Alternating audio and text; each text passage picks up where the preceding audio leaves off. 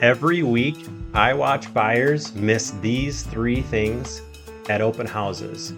It wastes time, it wastes their money, and I'm going to share them with you so you can catch them before you make an offer. Hey, Steve left, eXp real estate agent right here in the Minneapolis-St. Paul area. Today, I'm going to share with you these three things that you should do if you're going to open houses as a buyer. Plus, I'm going to share with you one of my fun tips. So stay tuned right towards the end and I'll share that fun tip with you. Let's go ahead. Let's jump into these three tips that'll help you save time and money at your next open house.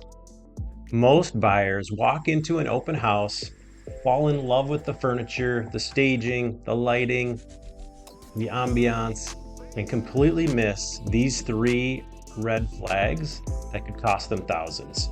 I'm going to show you these three hidden dangers and things to look for, especially the last one, which rarely people look for and almost no one checks. The first danger that you should pay attention to as you walk through an open house as a buyer is go ahead and take a look at any water damage or signs of mold. So first you walk in, even that mold, mildewy kind of smell that you can get. Sometimes it's just musty kind of smell. Other times it can just kind of whack you right in the face. Other times you may walk into a home and there's a number of air fresheners in the house.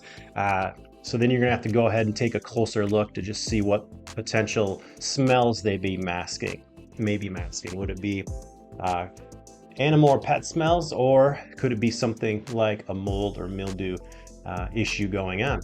So you're gonna wanna go ahead, take a look at areas like under the sinks, in all of the bathrooms, upstairs, downstairs. Go ahead, you should be able to run the water a little bit. It should not be a problem. You can peek under there. And you're also gonna wanna go down into the basement area and pay attention to the corners, ceilings, and then also all the way down to kind of the foundation and the flooring. Look for peeling paint, bubbling paint that may be happening. So maybe they recently painted over an issue, and if moisture got back in there, you'll see some potential bubbles kind of bubbling up. If there is a crawl space or you can see actual foundation, really take a close look at that and see if you can actually see some mold or mildew present. Could save you thousands on that one as you're walking through, and some things to look for once you get past all of the furniture and everything in the home. All right, the second thing you're going to want to look for, this one seems pretty common for buyers as they're walking through that, they're going to usually look for these things, but I wanted to touch on it because, maybe you weren't thinking about it. Maybe you're a first time home buyer and you really don't know what to expect as you go through. So you're going to want to look at like the major mechanical items in the home. So usually there's a utility room, and that's going to have a furnace, washer and dryer. It's going to have a water softener. You're going to want to look for those items and just kind of pay attention to them. You don't have to be an expert and know exactly when those were installed. You can just kind of look at them. And if you can kind of tell sometimes if they look a little bit older, usually at an open house, there is obviously somebody that's going to be present, another agent there. And you can go ahead and ask them, hey, does the seller have any information on the age of this furnace, this washer and dryer, the water heater, the water softener, are any of those items, you can look at the fridge, microwave, dishwasher, some of those as well. And then just ask the question and see if you can get some information that way if it's really hard to tell. Those are some things that you're definitely going to check out. Major mechanical issues, air conditioners, furnace, those things can cost you anywhere from $5,000 upwards to $10,000, $12,000 on some of those larger mechanical items. So make sure you're asking the right questions during that open house. All right, the last one here, number 3, that I really don't see too often. There are a few that do come through on an open house and will do this.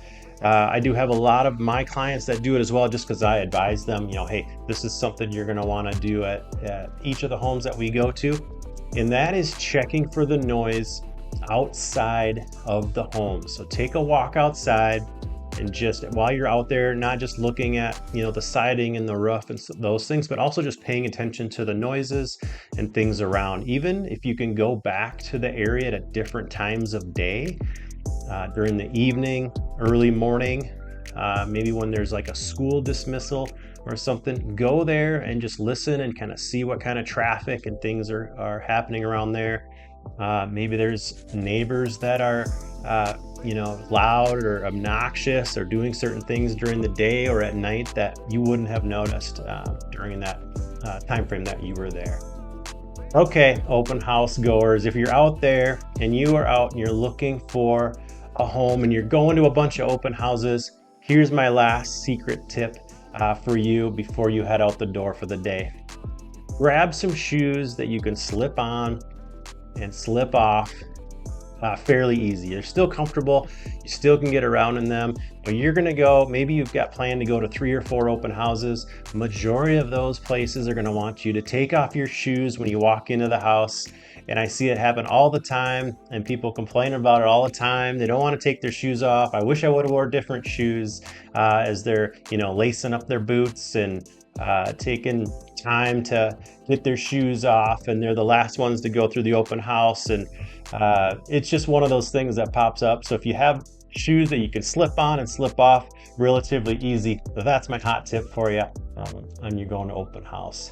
Also, if you are heading to an open house and you are looking for a little bit of guidance, you want someone to know, I always advise my clients to do and kind of coach them. Do certain things at the open house, don't do certain things at the open house, what to ask the agent there at the open house, what not to ask them at the open house. I've got all sorts of tips like that. If you like those sorts of things, you're going to go ahead and like and subscribe to the channel.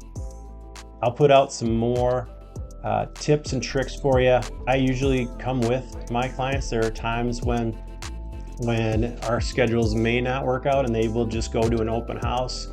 And I do advise them on a list of things that they need to be careful with that they may not have known. And they're usually pretty thankful that they shared those things with me, that I shared those things with them. So appreciate your time, and I will be coming out with some more tips and tricks on for you buyers going to open houses, plus just before you go out and get into the market of buying a home, what you should be looking for. So I appreciate you stopping by, and we'll see you on the next one.